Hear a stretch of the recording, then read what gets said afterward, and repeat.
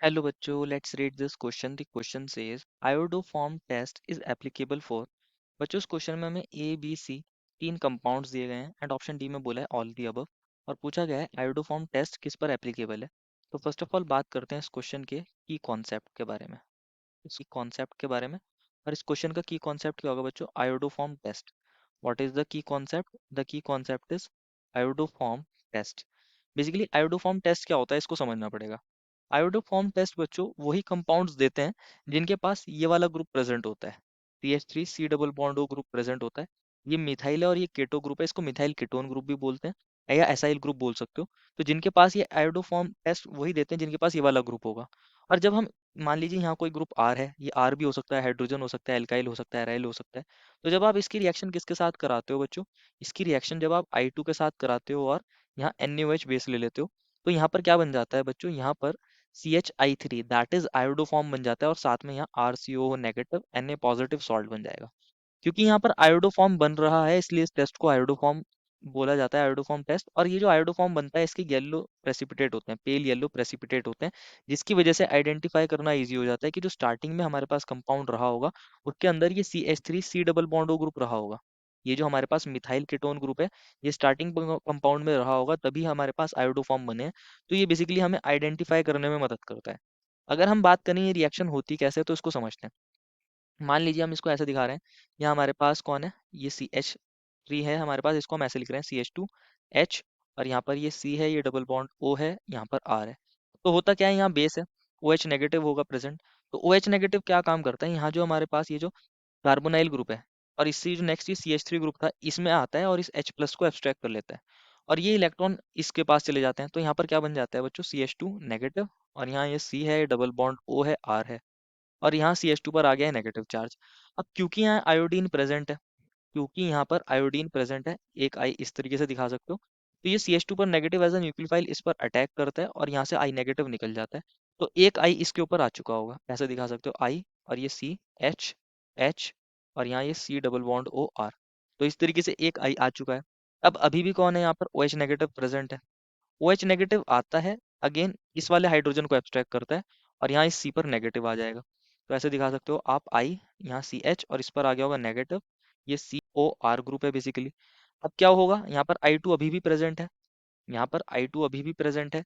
ये CH negative as a nucleophile इस पर अटैक करेगा, यहाँ से I नेगेटिव निकल जाएगा। तो क्या बन जाएगा ये बन जाएगा I2H C double bond OR। अब क्या होगा इसके अंदर? अभी भी एक हाइड्रोजन प्रेजेंट है इस कार्बोनाइल ग्रुप के, जो हमारे पास नेक्स्ट कार्बन है। तो अब हमारे पास इसको लिखते हैं, ये I2 है, यहाँ C है, इससे एक हाइड्रोजन अटैच है, ये C डबल बॉन्ड O है, R है। OH नेगेटिव आएगा, अब इस थर्ड हाइड्रोजन को क्या करेगा बच्चों? एब्स्ट्रैक्ट करेगा और जैसे ही एब्स्ट्रैक्ट करेगा अगेन ये दोनों इलेक्ट्रॉन C पर चले जाएंगे, तो कन्वर्ट हो जाएगा I2C negative C double bond OR। And अब थर्ड जो हमारे पास I2 का मॉलिक्यूल होगा बच्चों, ये अगेन ये जो हमारे पास C पर नेगेटिव चार्ज आया है, ये एज अ न्यूक्लियोफाइल आएगा और इस I2 पर अटैक करेगा। ये आएगा, इस पर अटैक करेगा और यहाँ से I नेगेटिव निकल जाएगा। तो हमारे पास ये बन जाएगा I3C और ये C डबल बॉन्ड OR। अब यहाँ पर क्या होता है? OH नेगेटिव, अब यहाँ पर हाइड्रोजन तो है नहीं, तो OH नेगेटिव आएगा और इस बार ये कार्बोनाइल ग्रुप पे एज अ न्यूक्लियोफाइल की तरह अटैक करेगा। पहले ये दोनों इलेक्ट्रॉन ऑक्सीजन पर जाएंगे, देन नीचे आएंगे एंड देन यहाँ पर C पर शिफ्ट हो जाएंगे। तो यहाँ से CI3 नेगेटिव निकल जाएगा और साथ में क्या बन जाएगा बच्चों? R। और यहाँ ये C है, डबल बॉन्ड O है और ये OH है, कार्बोक्सिलिक एसिड बन गया है बेसिकली। ये CI3 नेगेटिव क्या काम करता है? इस H प्लस को एब्स्ट्रैक्ट कर लेता है, जो हमारे पास ये एसिड फॉर्म हुआ है इसके H प्लस को एब्स्ट्रैक्ट कर लेगा। तो क्या बना लेगा ये? CHI3, जो हमारा आयोडोफॉर्म होता है जिसके येलो प्रेसिपिटेट होते हैं। और यहाँ ये किसके अंदर कन्वर्ट हो जाएगा? RCO नेगेटिव के अंदर, जब इसका H प्लस चला जाएगा। क्योंकि यहाँ Na प्लस भी प्रेजेंट है तो ये इसके साथ सॉल्ट बना लेगा। तो इस तरीके से यहाँ CHI3 के येलो प्रेसिपिटेट बनते हैं और साथ में यहाँ सोडियम का, हमारे पास कार्बोक्सिलिक एसिड का सॉल्ट बनता है सोडियम के साथ। तो ये रिएक्शन होती है, इस तरीके से ये रिएक्शन होती है। तो ओवरऑल रिएक्शन के अंदर क्या होता है बेसिकली? हमारे पास ये जो CH3CO ग्रुप है, मिथाइल कीटोन ग्रुप है, इसको समझना है।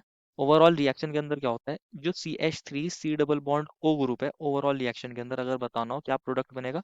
I2 प्लस NaOH लिया है, तो हमारे पास क्योंकि इसमें मिथाइल कीटोन ग्रुप प्रेजेंट है, ओवरऑल रिएक्शन में जो हमारे पास ये जो CHI3 है और यहाँ C है, इनके बीच का बॉन्ड ब्रेक हो रहा है ओवरऑल रिएक्शन के अंदर। और जो हमारे पास क्या बन रहा है? CHI3 बन रहा है, CH3 से तो बन जाता है CHI3 और RCO ग्रुप बन जाता है RCOO नेगेटिव Na पॉजिटिव, ये सॉल्ट बना लेता है। ओवरऑल इस ये हमारा कार्बन कार्बन का ये वाला बॉन्ड ब्रेक होता है, क्लीव होता है। तो ये हमारे पास आयोडोफॉर्म टेस्ट है और इसकी कंडीशन क्या है, ये मिथाइल और ये केटो ग्रुप प्रेजेंट होना चाहिए।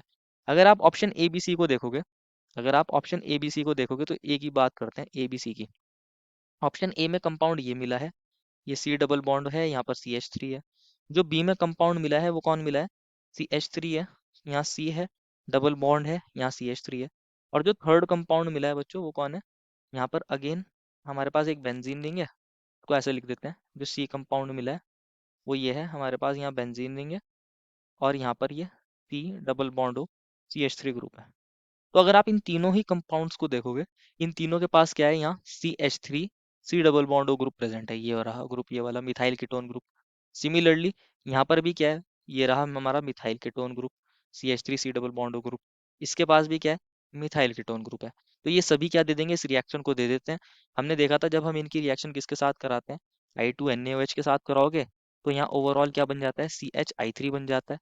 और हमारे पास ये जो हमारे पास आर सी ओ नेगेटिव बन जाता है, यहाँ आर कौन है, हाइड्रोजन है, तो यहाँ बन जाएगा हमारे पास एच सी ओ नेगेटिव। क्या बन जाएगा बच्चों, यहाँ पर H C O negative N A positive. जब आप इसकी रिएक्शन कराओगे I two N A O H के साथ, I two plus N A O H के साथ, तो यहाँ क्या बन जाएगा, यहाँ सी एच आई थ्री बन जाएगा। और साथ में क्या बन जाएगा, इस बार यहाँ आर ये वाला रहा, हमने जैसे पीछे ऊपर आर कंसिडर करा था, ये आर इस बार सी एच थ्री है। क्या बन जाएगा, ये C H three C O negative N A positive. इस बार अगर आप नीचे देखोगे यहाँ पर क्या प्रोडक्ट बनेगा, तो ये हमारे पास क्या बनाता है, ये सी एच आई थ्री बनाएगा जब आप इसकी रिएक्शन आई टू और एन के साथ कराओगे। और हमारे पास इस बार जो ये आर ग्रुप है ये बेसिकली फिनाइल ग्रुप है, तो यहाँ पर बन जाएगा हमारे पास ये हमारा फिनाइल ग्रुप, और यहाँ C O negative N A positive. ये तीनों ही आयोडोफॉर्म टेस्ट को दे देंगे क्योंकि तीनों के पास मिथाइल कीटोन ग्रुप प्रेजेंट है। देखो final answer is option number D. I hope you understood it well and best of luck.